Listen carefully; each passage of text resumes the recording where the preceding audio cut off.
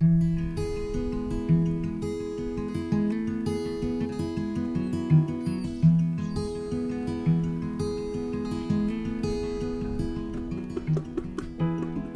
миналото имаше едно спортно предаване «Гол след гол». Нещо подобно наблюдавахме на Кеа в Нея Перамос в Гърция през последния уикенд, само че перифразирайки израза на риба след риба. В продължение на 2 дни се вадеха кефал след кефал и то добри екземпляри. Малко по-рано човек от групата ни бе получил информация, че на това място кефалът през последните дни е много активен. Така, вместо към Ставрос, тръгнахме към Нея Перамос. Още с пристигането ни се убедихме, че това наистина е факт. Имаше и малко свободно място за нас, каквото трудно можеш да намериш на местния кей. Наоколо ловяха доста рибари, всички българи.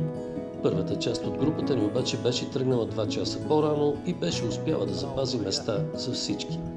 След като пристигнахме, разгънахме въдиците и започнахме риболова. На плувка с късче пилешко или свинско месо.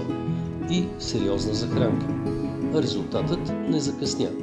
Най-резултатен бе уловът за Димитър, който често идва тук за риболов.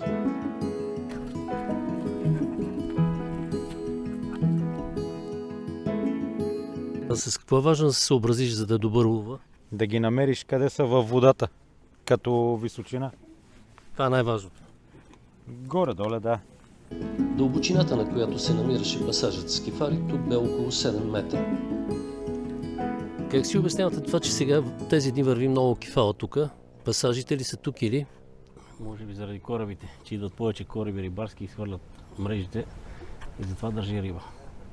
Изхвърлят дребна риба, Дребната риба, да. която привлича другите. Да, да. Иначе ако няма кораби, не се върти. И рибата не се върти тук. До кога продължава активния риболов тук или не спира целогодишно? То си целогодишно, ама на нас ни е студено да идваме през най-студеното време. Ето, че и слуката ви спокоди.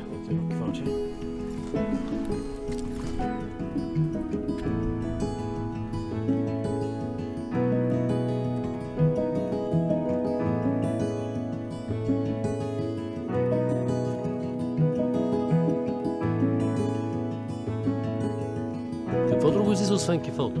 През дена излиза кефало, сутрин излизат кокали на брега и вечерно време някои хищници, но те се ловят трудно. Октоподи има ли по това време и тук или са на други места повече? Октопода горе-долу сега му е сезона, той сега му е почти размножителния сезон и при добри такъми може да хванеш доста октоподи. Но всичко си е до ден.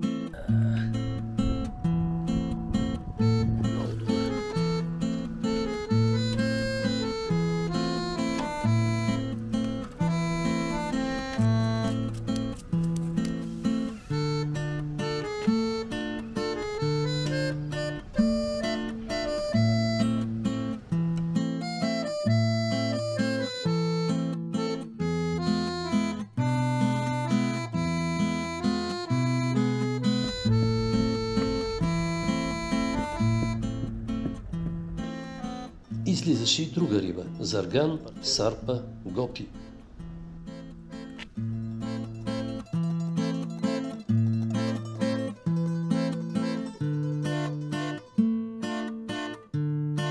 Най-голямо удоволствие, разбира се, носеха кефалите.